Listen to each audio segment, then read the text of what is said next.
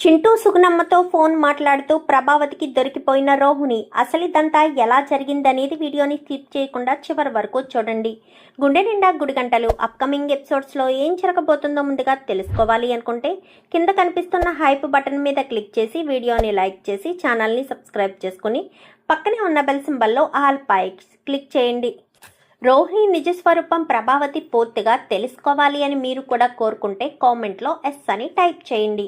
ఇంకా రోహిణి అయితే సుశీలమ్మ ద్వారా ఇంట్లో అడుగుపెట్టి మళ్ళీ కొత్త అబద్ధానికి తెరదించి వాళ్ళమ్మ నాన్న ఎలాంటి వాళ్ళో ఏంటో అన్నీ కూడా కొత్తగా ఊహించి మరొకసారి సుగుణమ్మ ప్రాణాలు తీసేస్తుంది. ఇంకా రోహిణి అయితే బాలుకి ఎందుకో అనుమానంగానే అనిపిస్తుంది పార్లలమ్మ పార్ట్ 2 అబద్ధం మళ్ళీ మొదలుపెట్టిందని. కానీ ఆ అనుమానాన్ని అందరి ముందు అంటే రవి శృతిల ముందు వ్యక్తం చేస్తాడు. అంత ఇష్టం లేని నాన్న ఫోటోని చూపించిన పార్లలమ్మ మరి ఎంతో ఇష్టమైన అమ్మ ఫోటోని కూడా చూపించాలి కదా, మరి ఎందుకు చూపించలేదు? అసలు ఇదంతా మనోజ్ గాడికి ముందే తెలుసని చెప్పాడు, అది కూడా అబద్ధమే. పార్లలమ్మను కాపాడడం కోసమే మనోజ్ గాడు చెప్పుంటాడు, లేదంటే ఆడికప్పుడే తెలిసినట్టుగా అంత బాధపడుతూ అంత ఫుల్గా తాగి పోలీస్ స్టేషన్కి వెళ్ళి కూర్చునేంతలా తాగవలసిన అవసరం ఏముంది? వాడికి ముందే తెలిస్తే సో వాడికి ముందే తెలియదనమాట. పార్లలమ్మ మరే ఏదో విషయం దాచిపెడుతుంది, ఆ విషయం ఏంటో తెలుసుకోవాలి. తెలుసుకుంటా, ఖచ్చితంగా తెలుసుకుంటా. వీళ్ళు లక్షలు మింగేశారు అన్న విషయం బయట పెట్టింది నేనే కదా. పైగా అమ్మ ఇల్లు అమ్మేసి పార్లలమ్మ చేత పార్లర్ పెట్టించింది అన్న విషయం బయట పెట్టింది నేనే. సో ఇప్పుడు ఈ విషయం బయట పెట్టింది నేనే. అతి తొందరలోనే పార్లలమ్మ దాచిపెట్టిన నిజాన్ని కూడా బయట పెట్టేది నేనే. అప్పుడు పూర్తిగా సాటిస్ఫాక్షన్ అవుతాను. పార్లలమ్మ నిజాలు దాచిపెట్టలేదు, ఇంకా నిజాలన్నీ చెప్పేసింది, తన బండారం అంతా బయట పడింది అని చెప్పాను. కానీ ఎలా కనిపెడతారండి అంటూ మీనా అనేసరికి, ఏంటి మీనా, నువ్వు కూడా బాలు గురించి తక్కువ అంచనా వేస్తున్నావా? బాలు తెలివితేటలకి ఎలా అయినా సరే, ఎలాంటి వాళ్ళైనా సరే బాలు ముందు ఖచ్చితంగా దొరికిపోతారు. ఎవరు ఏం తప్పులు చేసినా బాలు కళ్ళని మాత్రం ఎవరు మోసం చేయలేరు. తన కళ్ళకు అన్నీ కనిపిస్తాయి, అందుకే కొన్ని తప్పులు ఆగుతున్నాయి అని చెప్పనేసరికి, అంటే రోహిణి ఇంకా ఏదో విషయం దాచిపెట్టిందా అన్న అనుమానం మనోజ్లో మొదలవుతుంది. పైగా మనోజ్కి రోహిణి మీద ఇష్టం కూడా లేదు. ఎంత నమ్మాడు అంత మోసం చేసిందని. ఇంకా మనోజ్ కాస్త కొంచెం రోహిణికి దూరంగానే ఉంటాడు. ఇదిలా ఉంటే అందరికీ 6 బయటే టిఫిన్ చేయాలి అన్న ఉద్దేశంతో బయటే ఏర్పాటు చేస్తుంది సుశీలమ్మ. అందరూ ఇంకా సంతోషంగా టిఫిన్ చేస్తారు. కానీ ప్రభావతికి వాళ్ళంతా తనని ఏదో అనేసినట్టు, కించపరిచినట్టు, రోహిణి గురించి మాట్లాడినట్టు పగటి కల కని ఇంకా ఊహించుకునేసరికి అదంతా కూడా ఊహించుకున్న రోహిణి ప్రభావతి స్టాప్ ఇట్ అనగానే, ఏమైంది, అందరూ తింటున్నాం కదా, ఎందుకంత గట్టిగా అరిచావు? మేమెవరం తినడం ఇష్టం లేదా అంటూ సత్యం అనగానే, అదేమీ లేదు, ఏదో ఊహించుకున్నాను అనేసరికి, పగటి కళలు కంటున్నావా పార్లలమ్మ గురించి? ఇంకా నువ్వు పగల కన్నా రాత్రుల కన్నా కళలు ఇంకా నిజం కానట్టే అయిపోయింది. పార్లలమ్మ విషయం బయట పడిపోయింది, ఇప్పుడు ఇంక మనం ఏమీ చెయ్యలేము అని చెప్పి మాట్లాడేసరికి ఇంకేం మాట్లాడకుండా అక్కడి నుంచి కాస్త అందరూ టిఫిన్లు చేసేసి దేవుడి దగ్గర అంటే మా దేవుడు మందిరం దగ్గరికి రమ్మని చెప్పి మాట్లాడడంతో దేవుడి మందిరం దగ్గరికి వస్తారు. అందరూ అక్కడికి వచ్చేసేసరికి ప్రభావతి, ఎందుకు అత్తయ్య ఇక్కడికి రమ్మని చెప్పారు అనగానే, ఎక్కడికి రమ్మని చెప్పడానికి ఒక రీజన్ ఉంది ప్రభా అని చెప్పనేసరికి, ఏం రీజన్ ఉంది అత్తయ్య, ఇక్కడికి వచ్చిన ఉపయోగం ఏముంది? ఆ భగవంతుని ముందు కూడా అబద్ధాలు చెప్పగలిగిన వాళ్ళు చాలా మందే ఉన్నారు. మీరు ఎవరిని తీసుకొచ్చి ఏం చేపిద్దామనుకుంటున్నారో నాకు అర్థం కావట్లేదు అని చెప్పనగానే, అది కాదు ప్రభా అని చెప్పనేసరికి, ప్లీజ్ అత్తయ్య, ఇంకా నాకు మోసపోయే ఓపిక లేదు. ఈ రోహిణి చేతిలో ఇప్పటికే చాలాసార్లు మోసపోయాను. నేను ఎంత పెద్ద తప్పు చేశానో, ఎంత పెద్ద పొరపాటు చేశానో నాకిప్పుడు అర్థమవుతుంది. దీని చేతిలో ఈ రకంగా మోసపోతానని కలలో కూడా అనుకోలేదు అని చెప్పి మాట్లాడేసరికి, అది కాదు ప్రభా, చిన్న పనుంది అంటూ ఇంకా అందరూ కూడా అక్కడ నిలబడేసరికి సరేనని ఇంకా అంతా కూడా అక్కడే ఉంటారు.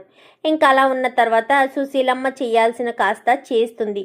చేసేసరికి ఇంకా అంతా కూడా అయిపోయిన తర్వాత ఎవరి పనుల్లోకి వాళ్ళు వెళ్ళండి అనగానే, ఒక్క నిమిషం అత్తయ్య అని చెప్పి ఇంకా ప్రభావతి రోహిణి వీళ్ళని ఆపుతుంది. ఏం ప్రభా, ఏం జరిగింది అనగానే, అది నేను ఒక కండిషన్ పెట్టాలనుకుంటున్నాను అత్తయ్య, నాకు ప్రశాంతత ఉండదు ఆ కండిషన్ పెట్టకపోతే అనగానే, ఏం కండిషన్ పెట్టాలనుకుంటున్నావు చెప్పు ప్రభా, ఏం కండిషను అని చెప్పాను. కానీ ఇక మీదట రోహిణికి కావాల్సిన వంటలు రోహిణి మాత్రమే వండుకోవాలి.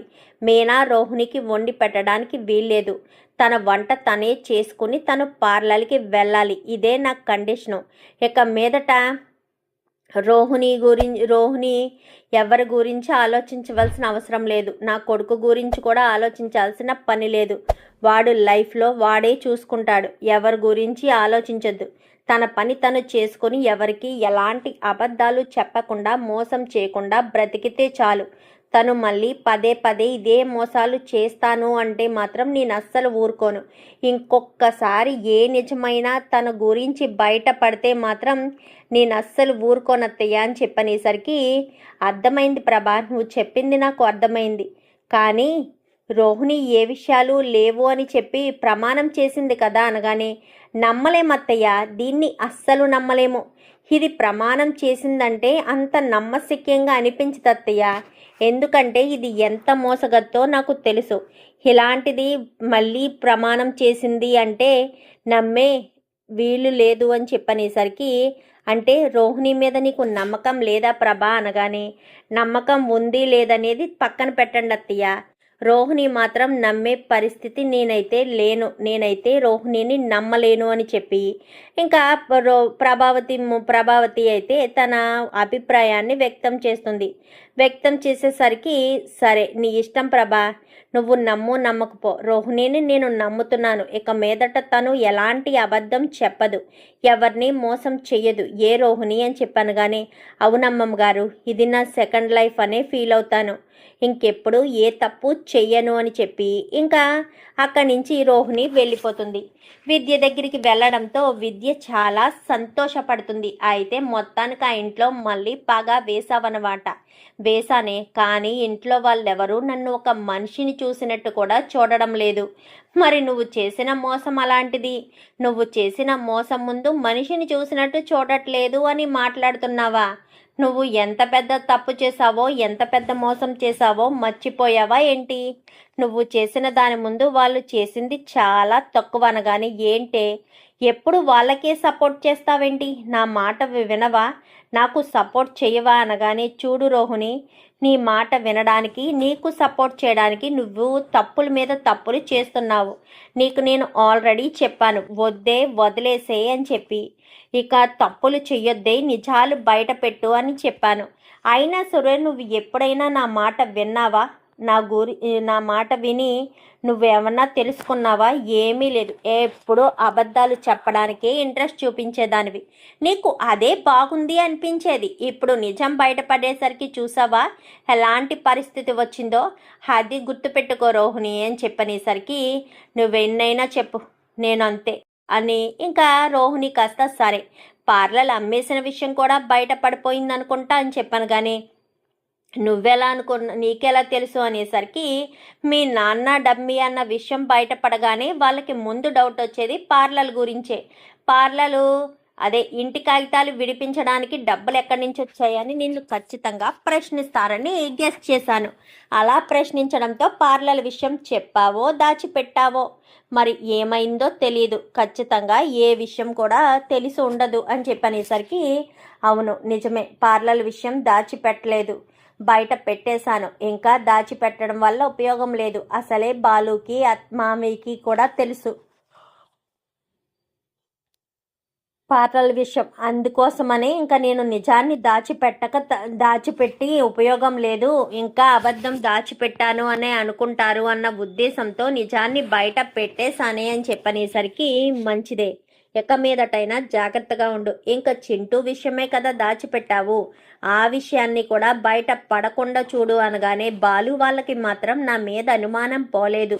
అత్తయ్య మనోజు నన్ను ఒక పురుగులా చూస్తున్నారే అని చెప్పాను. కానీ తప్పదే, చూస్తారు. ఎందుకంటే నీ పరిస్థితి అలా ఉంది. మరి పురుగులా చూస్తారు, అంతకంటే హీనంగా కూడా చూస్తారు.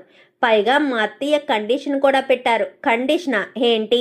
కొంపతీసి ఇంటిళ్ళపాదికి నిన్నే వంట చేయమని చెప్పిందా? చేస్తే ఒక్క రోజులోనే వాళ్ళంతా హాస్పిటల్కి వెళ్ళిపోతారు కదా, అంత రిస్క్ చేసి ఉండర్లే అని చెప్పాను. కానీ ఏంటే వెటకారమా అని చెప్పనేసరికి వెటకారం కాదే, చెప్పు ఏం చెప్పారు మీ అత్తయ్య అని చెప్పాను. కానీ ఏముంది, నా వంట నన్నే చేసుకోమని చెప్పారు అనేసరికి మంచి ఆలోచన చేశారు. నీ వంట నిన్నే చేసుకోమన్నారా? మంచిది, ఇవో చేసుకో, రేపటి నుంచి హ్యాపీగాను. ఇన్ని రోజులు మీనా చేసి పెడుతుంటే బాగా తిన్నావు కదా, తిన్న విశ్వాసం కూడా నీకు ఎప్పుడూ లేదు. మీనానే తప్పు పడుతూ మీనానే ఏదోకటి అంటూ ఏదోటి చేసేదానివి. ఇప్పుడు ఇంకా అలా చేయకుండా హ్యాపీగా నీ వంట నువ్వే చేసుకొని అద్భుతంగా తిను అనగాని, ఏంటే నన్ను బాధ పెడుతున్నావా అనగాని, చచ్చచ్చా నిన్ను బాధ పెట్టాలని నేను అనుకోవడం ఏంటే, నువ్వు అసలు ఏం ఆలోచిస్తున్నావు? నేను నిన్నెందుకు బాధ పెడతాను చెప్పు? నిన్ను బాధ పెట్టాల్సిన అవసరం నాకు లేదు. నిన్ను బాధ పెట్టడంలో నాకు ఎలాంటి ఉపయోగం కూడా లేదు అని చెప్పనేసరికి, సరే ఇప్పుడు ఏంటి ఏమంటావు అనగాని, నేనేమంటాను, జాగ్రత్తగా చేసుకో, ఇక మీదటైనా ఇబ్బంది పడకు, ఇబ్బంది పాలు కావద్దు అని చెప్తాను. అంతకు మించి నేనేమీ చెప్పను. చెప్పినా నువ్వేమీ వినే మనస్తత్వం నీది కాదు అని నాకు బాగా తెలుసు అని చెప్పనేసరికి, సరేనే అని చెప్పి ఇంకా అక్కడి నుంచి కాస్త రోహిణి పార్లర్కి వెళ్ళిపోతుంది. వెళ్ళిపోవడంతో రోహిణి వెళ్ళడంతో ఫోనులు చేస్తారు వీళ్ళు. ఫోను రోహిణి ఏం చేస్తుందంటే, అంటే వీళ్ళు ఉంటారు కదా తల్లి కొడుకు సుగుణమ్మను చింటుగాడు ఫోన్ చేస్తే, ఇప్పుడే పార్లర్కి వెళ్ళిందా ఆంటీ అని చెప్పనేసరికి, రోహిణి ఎన్నిసార్లు ఫోన్ చేసినా లిఫ్ట్ చేయట్లేదమ్మా, ఒక్కసారి నువ్వు ఫోన్ చేసి నాకు ఫోన్ చేయమని చెప్పు అనగానే, సరే ఆంటీ నేను రోహిణికి ఫోన్ చేసి చెప్తాను అని చెప్పి రోహిణికి ఫోన్ చేస్తుంది. ఫోన్ ఎత్తదు. ఆ రోహిణి అటు తిప్పి ఇటు తిప్పి ఎప్పుడు చేస్తుందంటే ఇంటికి వచ్చాక చూసుకుని చేస్తుంది.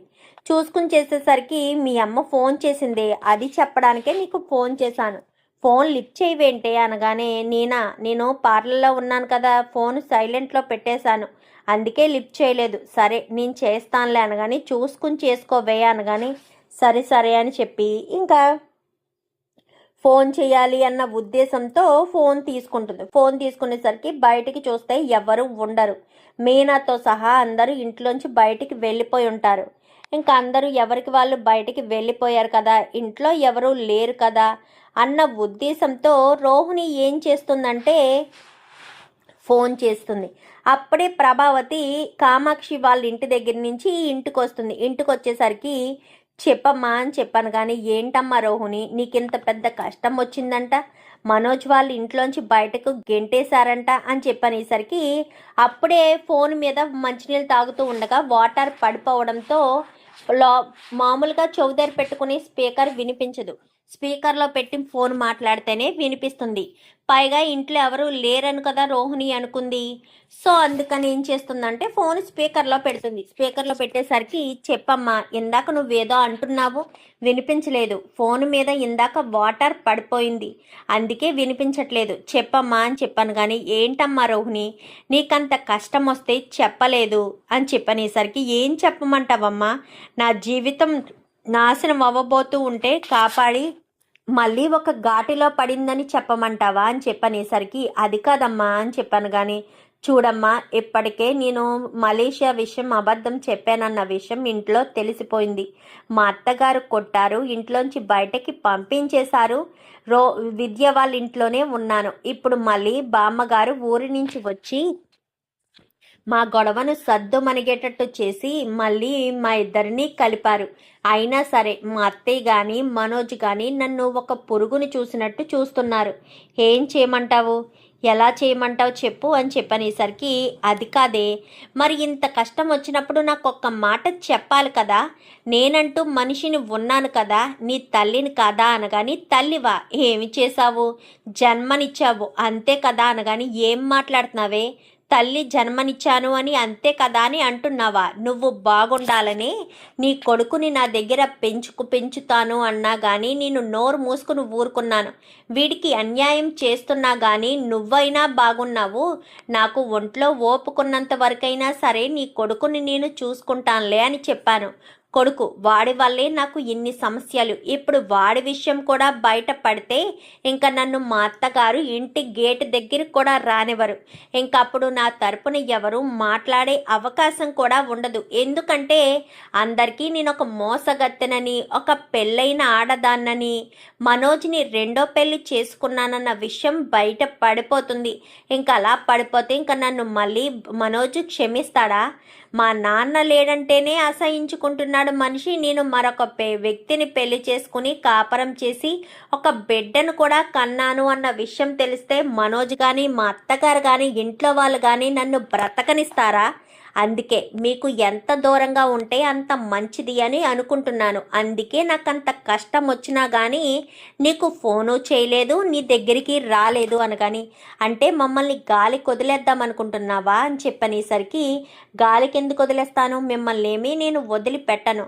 కేవలం మీకు దూరంగా ఉంటానంతే, ఫోన్లో తప్ప డైరెక్ట్గా మాట్లాడను అంతే, అంతే తప్ప మిమ్మల్ని పూర్తిగా వదులుకోలేను, ఎందుకంటే కన్న తల్లి అనే పేగుబంధం నీకుంది, నా కొడుకు అనే పేగుబంధం నాకుంది, నువ్వు నా తల్లివి, నేను వాడి తల్లిని, మిమ్మల్ని చూసుకోవాల్సిన బాధ్యత నాకుంది, ఖచ్చితంగా చూసుకుంటాను, మీరేమీ టెన్షన్ పడకండి, మిమ్మల్ని వదిలేసి వెళ్ళను అనగానే, వాడు నీతో మాట్లాడాలని ఎంతో ఆరాట పడుతున్నాడు, వాడికి ఇస్తున్నాను అని చెప్పనేసరికి, నాన్న చింటూ అని చెప్పాను కానీ, అమ్మా నువ్వు ఎప్పుడు వస్తావు, నువ్వు వచ్చి చాలా రోజులు అయింది కదా, ఎప్పుడు వస్తావమ్మా అని చెప్పనేసరికి, వస్తానమ్మా వీలు చూసుకుని వస్తాను అనగానే, నిన్ను చూడాలని అనిపిస్తుందమ్మా, ఆగస్టు 15కి నేను చాలా వాటిలో పాల్గొన్నాను, అన్నింటిలో గెలిచాను, అవన్నీ కూడా గిఫ్ట్స్ వస్తాయమ్మా అని చెప్పనేసరికి, అవునా నాకు రావడం కుదరదురా అని చెప్పాను కానీ, ప్లీజ్ అమ్మా రా అమ్మా, నువ్వు వస్తే బాగుంటుంది, నేను వేషం కూడా వేస్తున్నాను అని చెప్పాను కానీ, సరే చూస్తాను అని చెప్పి రోహిణి అబద్ధం చెప్తుంది. ఈ మాటలన్నీ కూడా ప్రభావతి డోరు పక్కన నిలబడి వింటుంది. వినేసరికి ఒక్కసారిగా ప్రభావతికి గుండెల్లో రాయి పడిపోతుంది.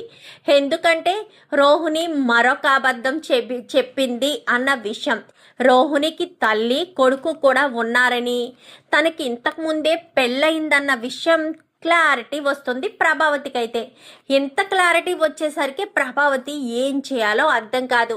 ఇంకా ఒక్కసారిగా ప్రభావతి ఊహించుకుంటుంది, రోహిణి విషయం బయట పెట్టి రోహిణిని కొట్టి అందరి ముందు బయట పెడితే, రే నువ్వు లక్షలు మింగినోడా, నీకు రెండో పెళ్ళిదొచ్చిందిరా, కలిసొచ్చే కాలానికి నడిచొచ్చే కొడుకు అంటారు కదా, నీకు 9 సంవత్సరాల కొడుకున్నాడు, నువ్వు పెద్దగా కష్టపడవలసిన అవసరం లేదు. అవును బాలు నిజమే, మేమైతే పిల్లల గురించి ఆలోచించాలి, మీరు ఆలోచించాలి, మనోజ్కి ఆ కష్టం లేదు, హ్యాపీగా పిల్లల్ని కనే పని లేదు. రోహిణి ఇన్ని అబద్ధాలు చెప్పింది, ఒక ఆడదానికి పెళ్ళయిందా లేదా అనేది కూడా తెలుసుకోలేకపోయాడు ఈ మనోజ్. ఏం తెలివితేటలో అంటూ ఒక్కొక్కరు వేలెత్తి చూపించడం మొదలుపెట్టి, ఇంకా మనోజ్ని వేలుతో అందరూ కూడా సూటుపోటి మాటలతో హింసించేసరికి మనోజు ప్రాణాలు తీసుకున్నట్టుగా ప్రభావతి కలగంటుంది అక్కడే నిలబడి. కలగనేసరికి ఒక్కసారిగా, ఇలా జరగకూడదు, నా కొడుక్కి ఏమీ కాకూడదు, ఏం కాకూడదు, నా కొడుక్కి ఇలా జరగకూడదు అని ఇంకా కంగారు పడుతూ ఉంటుంది. కంగారు పడుతూ ఉండేసరికి ఈ విషయం ఎవరికి తెలియకూడదు, బయట పడేంత వరకు సైలెంట్గా ఉండాలని ప్రభావతి కిందకు వచ్చేసరికి ఎవ్వరి ఇంట్లో ఉండరు. ఇంకా రోహిణిని కొట్టాలి, ఏదో రకంగా కొట్టాలి, తిట్టాలి, కానీ కడుపు ఈ రెండో పెళ్లి విషయం బయట పెట్టకుండానే తిట్టాలి అని, రోహిణి అంటూ పిలిచేసరికి, ఏంటి అత్తయ్య వచ్చినట్టున్నారు, సరే మళ్ళీ చేస్తాను అంటూ ఫోన్ పెట్టేసి కిందకు వస్తుంది. ఎప్పుడొచ్చారు అత్తయ్య అనగానే, ఇప్పుడే వచ్చాను, ఏం చేస్తున్నావే ఆ అని చెప్పాను. కానీ అది అది ఫోన్ ఫోన్ మాట్లాడుతున్నాను అత్తయ్య, విద్యతోటి ఫోన్ మాట్లాడుతున్నాను అనుకొని ఇది మళ్ళీ అబద్ధం చెప్పింది. విద్యతో ఫోన్ మాట్లాడుతుందా, వాళ్ళమ్మతో ఫోన్ మాట్లాడుతూ చిచ్చి ఇది మారుతుంది అని దీనికి అవకాశం ఇచ్చి మా అత్తగారు తప్పు చేసింది. ఆవిడ మాటకు విలువిచ్చి నేను అంతకంటే పెద్ద తప్పు చేశాను. ఇది మారడం ఉండదు, ఏమీ ఉండదు, దీని బతుకులో మార్పే ఉండదు అని ఎంతగానో కోపడుతూ ఇంకా రోహిణి ప్రభావతి అయితే వెళ్ళి టీ పెట్టి తీసుకురా అని చెప్పనేసరికి టీ పెట్టి తీసుకొస్తుంది. పెట్టి తీసుకురావడంతో రోహిణిని కొట్టాలి, ఎలా కొట్టాలి, ఏ రకంగా కొట్టాలి అని ఆలోచిస్తున్న ప్రభావతికి రోహిణి టీ తీసుకొచ్చి ఇవ్వగానే అందులో కాది లేదు ఇది లేదని నేలనేసి గ్లాసు పగలగొట్టి ఇంకా చెంప చెల్లి అనిపిస్తుంది. అసలు నీకు టీ పెట్టడం కూడా రాదా? నువ్వసలు ఆడదానివేనా? నువ్వసలు అమ్మాయివేనా? పెళ్లి చేసుకున్న తర్వాత టీ పెట్టాలి, వంట చేయాలి అన్న ఇంగిత జ్ఞానం కూడా నీకు లేదా అంటూ మొదలు పెడుతుంది ప్రభావతి అయితే. అలా మొదలు పెట్టేసరికి అది కాదత్తయ్య అని చెప్పాను. కానీ ఏది కాదే అంటూ మరొక చెంప పగలగొడుతుంది. ఈవిడ ఎందుకు కొడుతుంది, ఏ కారణం లేకుండా ఎందుకు కొడుతుంది అనుకుంటూ రోహిణి అనుకుంటుంది. కానీ తన మొదటి పెళ్లి విషయం ప్రభావతికి తెలిసింది అన్న మ్యాటర్ మాత్రం రోహిణి కనిపెట్టలేకపోతుంది. అత్తయ్య ఏం జరిగింది అత్తయ్య, నేనేం చేశాను అత్తయ్య, నన్నెందుకు కొడుతున్నారు అత్తయ్య అని చెప్పాను. కానీ నువ్వేం చేసావా, నిన్నెందుకు కొడుతున్నానా, నేను నిన్నెందుకు కొడుతున్నానో నీకు తెలియక్కర్లేదు, నాకు తెలిస్తే చాలు. నువ్వు చేసిన మోసం అలాంటిది, నువ్వు చేసిన మోసం నాకు తెలిసినప్పటి నుంచి కూడా నిన్ను చూస్తుంటే నాకు అసహ్యం కలుగుతుంది అని చెప్పి ఇంకా ప్రభావతి కాస్త రోహిణి మీద విరుచుకు పడుతుంది. ఈ లోపు సత్యం వస్తాడు. ప్రభా ఏమైంది, మళ్ళీ రోహిణిని ఎందుకు కొడుతున్నావు అనగానే దీనికి అసలు ఇది అంటూ మొదలుపెట్టి సరే ఇది చేసిన మోసాన్ని నేను తట్టుకోలేకపోతున్నానండి, అది గుర్తొచ్చిన ప్రతిసారి దీని ప్రాణాలు తీయాలని అనిపిస్తుంది అనేసరికి ప్రభా నీకేమన్నా పిచ్చి పట్టిందా ఏంటి, నువ్వు ఏం చేస్తున్నావో నీకైనా కొంచెం అర్థమవుతుందా, రోహిణిని ఎందుకంత ఇబ్బంది పెడుతున్నావు, రోహిణి జోలికి ఎందుకు వెళ్తున్నావు, వదిలేసే ప్రభా, ఇంకా పెద్దగా పట్టించుకోవద్దు, రోహిణి జోలికి వెళ్ళద్దు, కొంచెం కంట్రోల్లో ఉంటే బాగుంటుంది ప్రభా అని చెప్పనేసరికి అది కాదండి అనగానే చూడు ప్రభా జరిగిందేదో జరిగిపోయింది, రోహిణి కూడా ఇక మీదట అబద్ధాలు చెప్పనని హారతి మీద ఒట్టి వేసింది కదా అనగానే అవునవును హారతి మీద ఒట్టి వేసింది, చాలా పెద్ద అబద్ధమే దాచింది ఇది, దీనికి పెళ్ళయిందని ఒక కొడుకున్నాడన్న విషయాన్ని దాచిపెట్టింది, దీనికి కొంచెం కూడా భయం లేదా, అయ్యో బాబో ఇంట్లో వాళ్ళని అందరినీ మోసం చేస్తున్నానే, రేపన్న రోజున బయట పడితే నా పరిస్థితి ఏంటి, నా స్థితిగతులు ఏంటి అన్నది కూడా ఇది ఆలోచించలేకపోతుంది, ఇంత దారుణంగా ఇది ఎందుకుంది, ఈ రకంగా ఇది ఎందుకు తయారయ్యింది అని చెప్పి ఇంకా ప్రభావతి కాస్త అనుకుంటుంది. అలా అనుకున్న ప్రభావతి చిచ్చి దీని మొహం చూడాలంటేనే అసహ్యం కలుగుతుంది, ఆ బాలుగాడు కనుక ఈ విషయం తెలిస్తే క్షణం కూడా ఆలోచించరు, అసలు దీని తల్లెవరు, దీని కొడుకెవరు, దీని కొడుకుని తల్లిని ఇది ఎప్పుడైనా కలవడానికి వెళ్తుందా, రాను అని చెప్పింది కదా వెళ్తుంది, ఏదో ఒక రోజు వెళ్ళినప్పుడు నేను దీన్ని ఫాలో అయ్యి అసలు ఇది దీని తల్లిని ఎక్కడ పెట్టిందో కొడుకుని ఎక్కడ పెట్టిందో రెండూ తెలుసుకుంటాను, నా ఒంట్లో రక్తం సలసలం మరిగిపోతుంది, ఇది చేసిన తప్పు తెలిసినప్పటి నుంచి కూడా నాకు ప్రశాంతత లేదు అని చెప్పి ఇంకా ప్రభావతి కాస్త రోహిణిని తిట్టుకుంటూ గదిలోకి వెళ్ళిపోతుంది. రోహిణి ఇదేంటి ఇప్పటి వరకు బాగానే ఉన్నారు కదా, ఇప్పుడేమైంది, కొంప తీసి నేను ఫోన్లో మాట్లాడిందంతా విన్నారా ఏంటి, చచ్చా వినుండరు, ఎందుకంటే ఆవిడ ఇప్పటి వరకు లేరు కదా, ఇప్పుడే కదా వచ్చారు, వినుండరు అని చెప్పి ఇంకా రోహిణి కాస్త తాను సముదాయించుకుంటుంది. రోహిణి అయితే ప్రభావతి మాత్రం ఉగ్ర రూపం దాల్చిన అమ్మవారిలా ఇంకా విరుచుకుపడడానికి సిద్ధపడుతూ ఉంటుంది. రోహిణి ఏ చిన్న తప్పులో దొరికితే ఆ చిన్న తప్పుకి కోపంతో చెంపలు వాయించాలి అన్న ఉద్దేశంతో చూద్దాం మరి రాబోయే ఎపిసోడ్స్లో ఇలాగే జరిగి ప్రభావతి తనలోనే దాచుకుని తనలోనే మదన పడుతూ రోహిణికి చుక్కలు చూపించడం అయితే స్టార్ట్ చేస్తుంది. చూద్దాం మరి రాబోయే ఎపిసోడ్స్లో ఇలాగే జరగాలని మీరు కూడా కోరుకుంటే కామెంట్లో ఎస్ అని టైప్ చేయండి. Thank you for watching.